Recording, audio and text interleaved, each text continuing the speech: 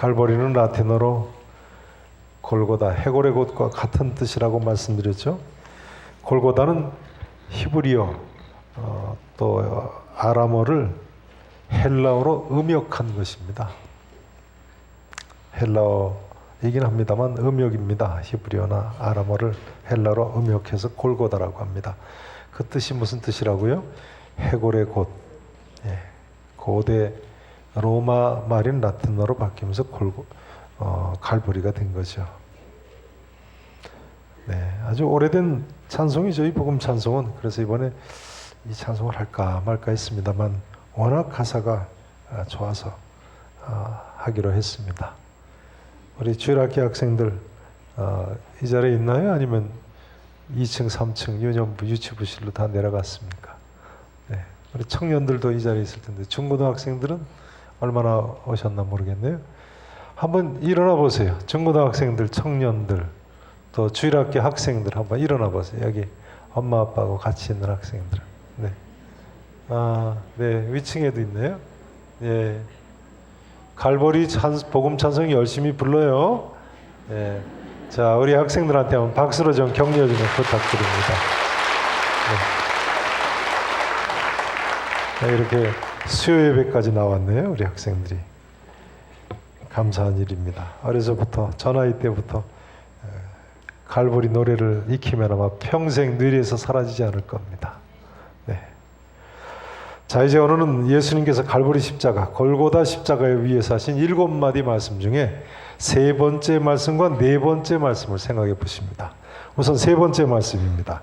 요한복음 19장 26절, 27절을 보시죠. 19장 26절 제가 읽습니다. 27절 읽으세요.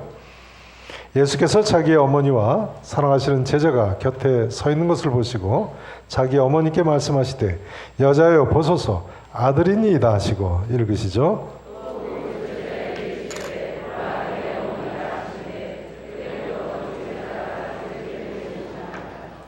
아멘. 예수님께서 어머니한테 여자여 보소서 아들이니이다. 어머니를 여자여라고 불렀는데요. 어머니한테 우리말로 여자여, 그럼 좀 말이 안 되는 것 같습니다만 본래는 그렇지 않다는 거예요. 당시에는 어머니를 부르는 정중한 표현이라고 합니다. 그래서 요한복음 2장에도 보면 예수님께서 가나의 혼인잔치집에서도 어머니 마리아를 여자여라고 정중하게 부른 적이 있죠. 그래서 우리말 공동번역 성경에는 어머니라고 의역을 하기도 했습니다. 마찬가지 표현인 것입니다.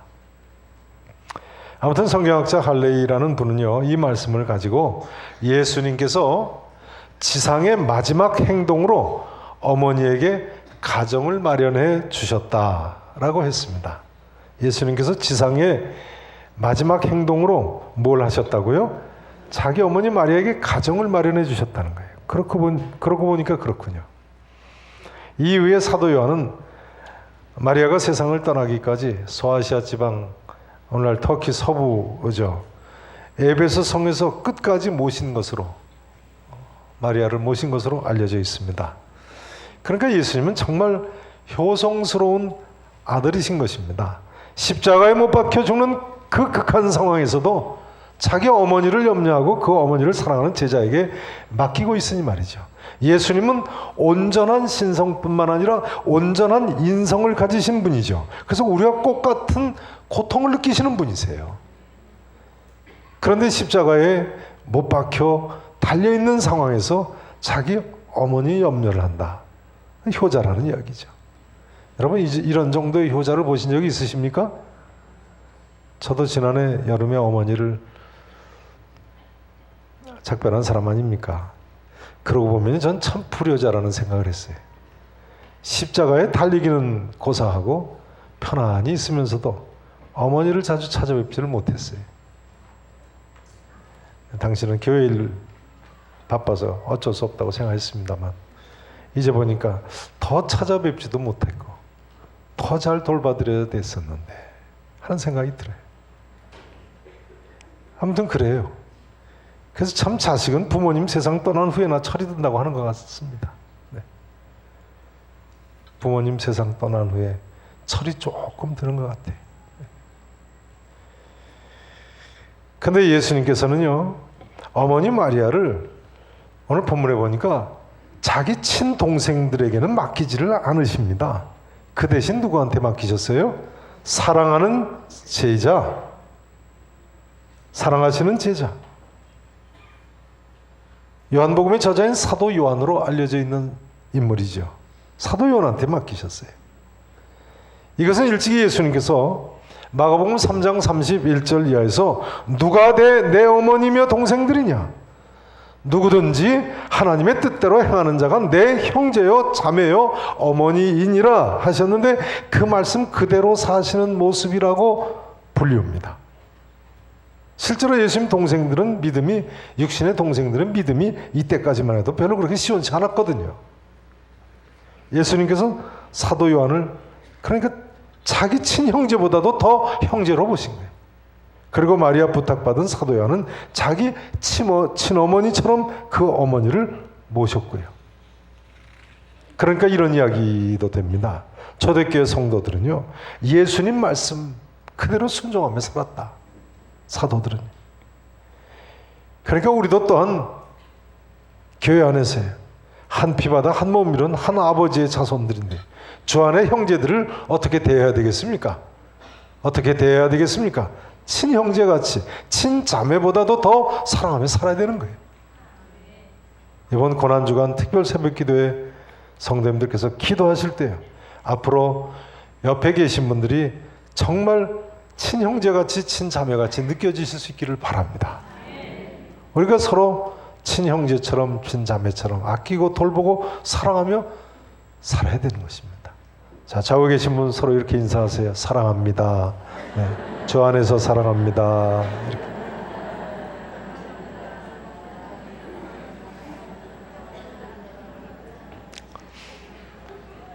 이제 예수님께서 십자가상에서 하신 네 번째 말씀이 무엇입니까? 자, 마태복음 27장, 마태복음과 마가복음에 나와 있죠. 마태복음 27장 45절 46절 말씀을 같이 읽으십니다. 제가 45절을 읽습니다. 제6시로부터, 여기 제6시는 유대인들의 시간이기 때문에 플러스 6을 해야 됩니다. 그럼 난 12시입니다.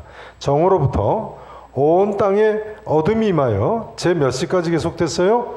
9시까지. 그러니까 오후 3시경까지 3시간 동안이나 계속됐어요. 계속되더니, 자, 그 다음 46절 같이 읽으십니다. 시작. 제 9시쯤에 예수께서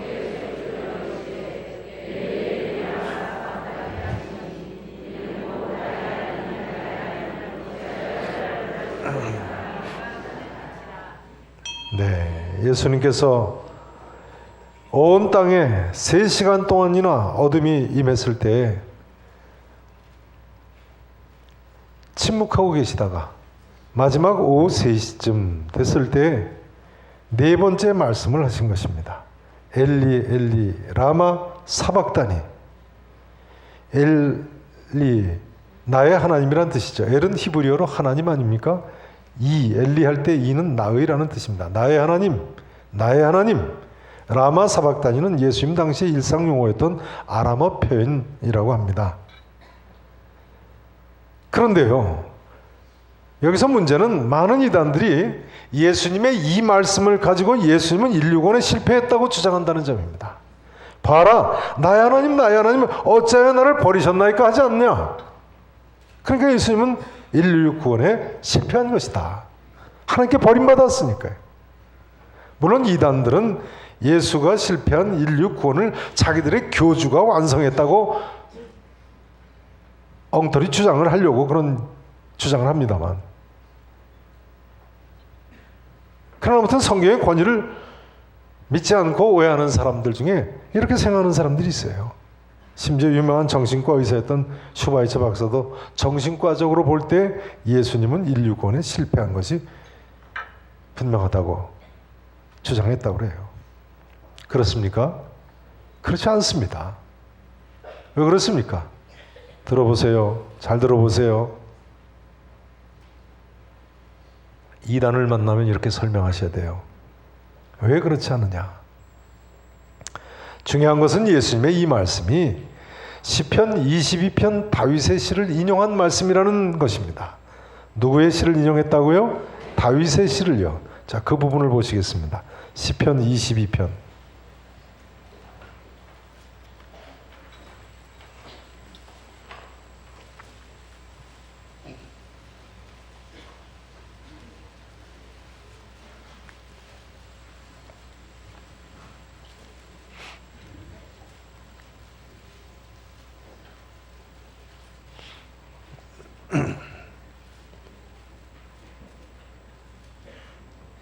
일절 말씀을 다 같이 읽으십니다. 22편 1절 말씀, 구약성경 817페이지에 있는 말씀입니다.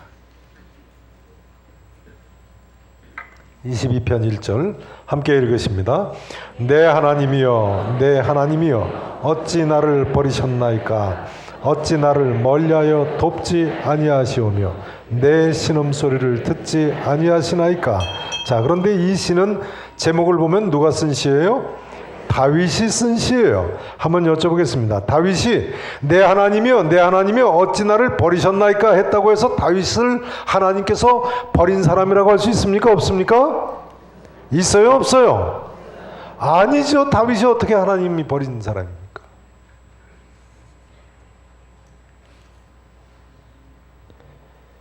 다윗의 이 시는요, 극한의 고난을, 고통을 울부짖으면서 하는 신음소리인 것입니다. 더 나아가서 이것은 고난의 메시아를 예언하는 시인 것입니다. 다윗이 앞으로 오실 고난의 메시아를 미리 내다보고 예언적으로 하는 기도문인 거예요. 틀림없습니다. 그 다음 7절을 보세요. 22장 7절, 시편 22장 7절 보세요. 나를 보는 자는 다 나를 비웃으며 입을 삐죽거리고 머리를 어떻게 해요? 흔들며 말하되 그가 여호와께 의탁하니 구원하실 걸 그를 기뻐하시니 건지실 걸 하나이다. 자, 이 예언도 예수님이 십자가에 못 박히셨을 때 성취가 됐습니까? 안 됐습니까? 됐잖아요. 마태복음 27장, 마가복음 15장, 누가복음 23장 같은 데 보면 이 예언의 성취로 예수님을 사람들이 머리 흔들면서 조롱했다고 나와 있어요. 다윗이 어떻게 이렇게 예수님의 고난을 미리 알고 예언을 했는 거예요? 하나님 계시라는 이야기죠. 하나님 계시가 아니면 다윗이 불가능한 예언을 지금 하고 그것이 성취된 거예요. 그 다음 16절 이하를 보세요. 16절 이하를 보세요.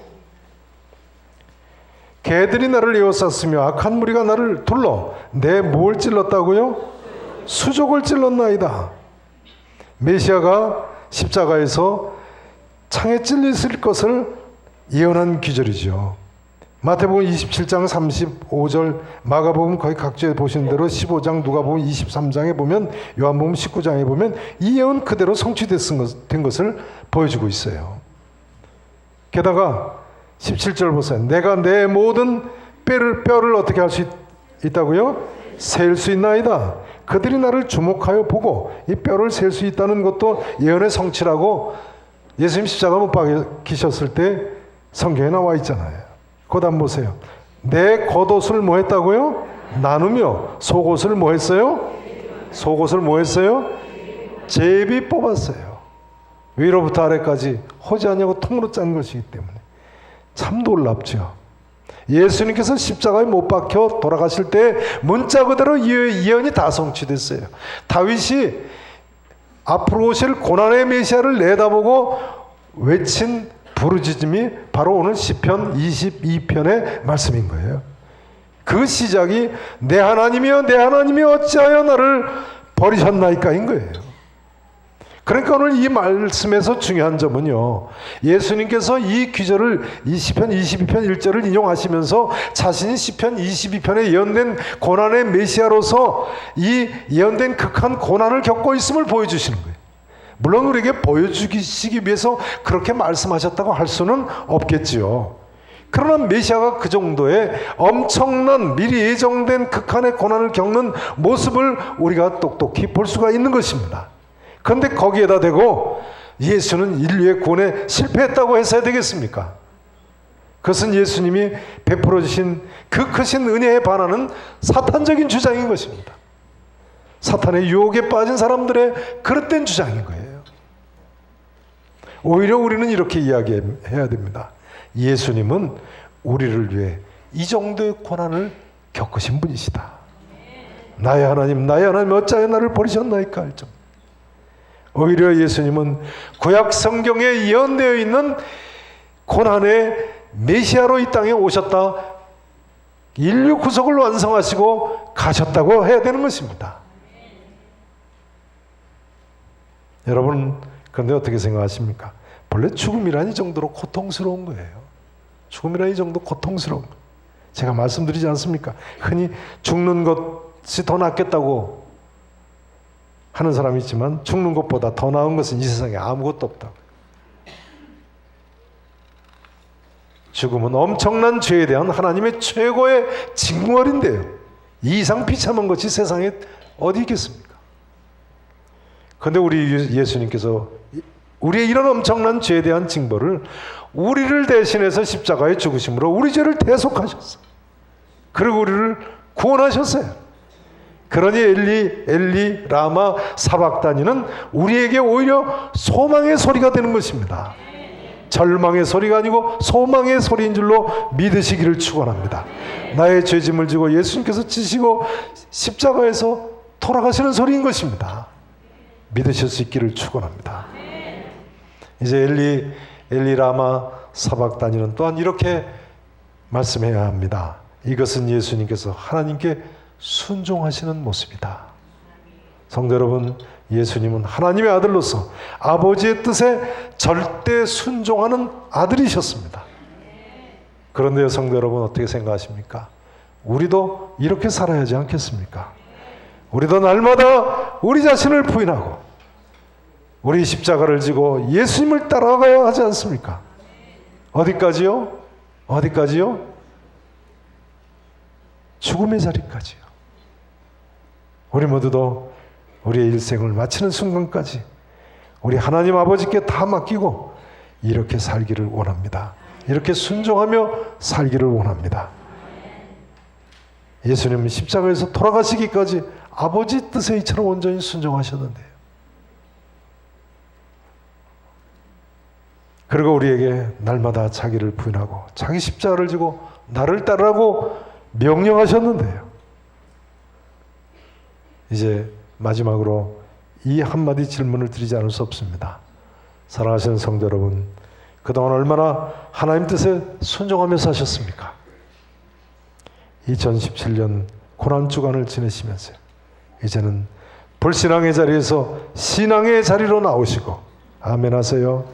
이제는 불순종의 자리에서 순종의 자리로 우리 모두가 다 더 나아갈 수 있기를 우리 구주 예수 그리스도 이름으로 간절히 축원하겠습니다.